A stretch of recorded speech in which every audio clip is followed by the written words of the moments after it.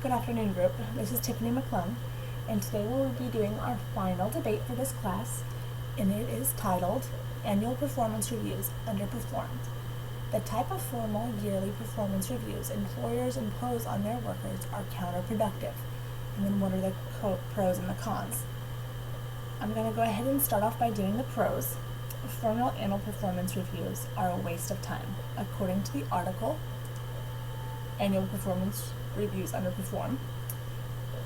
According to that article, managers cite that performance reviews are the most disliked and distrusted tasks by employees.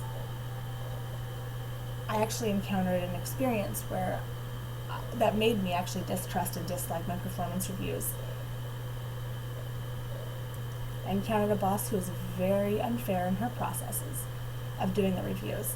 A friend and myself started a job, the same job at the same time. It was my friend's career job, so it was very, very important to her. And it was just my for now job. When it came time for our reviews, or for our performance reviews, I received a much better review score than her, and it was not deserved. I was a hard worker, but my friend went above and beyond. Like I said, this was her career job, so she put every effort. She worked overtime, she worked weekends, she just did everything extra, and she was an outstanding employee. But I think what we experienced there was a little bit of favoritism because the boss who hired us was also a friend of my family's. So that's why I find the process is very unfair. When an annual review is not based purely on facts, it's easy for them to shift supervisors to shift based on favoritism. Also, as stated in the article, when people enter the review, they're already taking a negative approach, which closes them down to openness for constructive criticisms from the managers or suggestions to actually better them in their career field.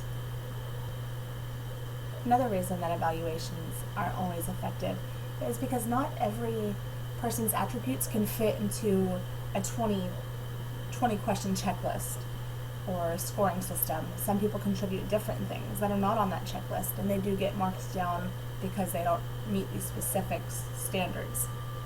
The last reason that the article talked about that performance reports were not effective is that it also gives the boss an excuse to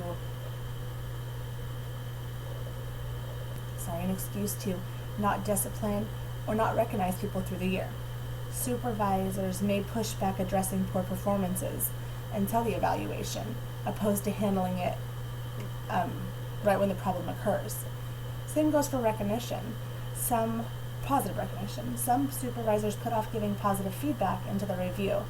This leaves some employees feeling unvalued throughout the rest of the year if they do something in November that they think is extravagant, and the boss never says anything or recognizes them for it, but the review's in March.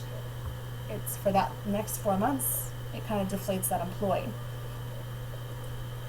In addition to what I read in the article, I feel that it also can make some employees lazier through the majority of the year.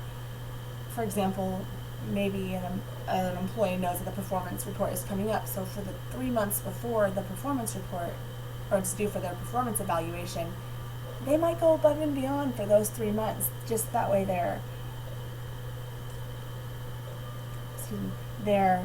achievements are fresh in the boss's mind, leaving the rest of the year for them to kind of slack off. I have actually met a few employees that do take that approach, and it is another negative thing to just have one annual performance report. All right, well, thank you very much.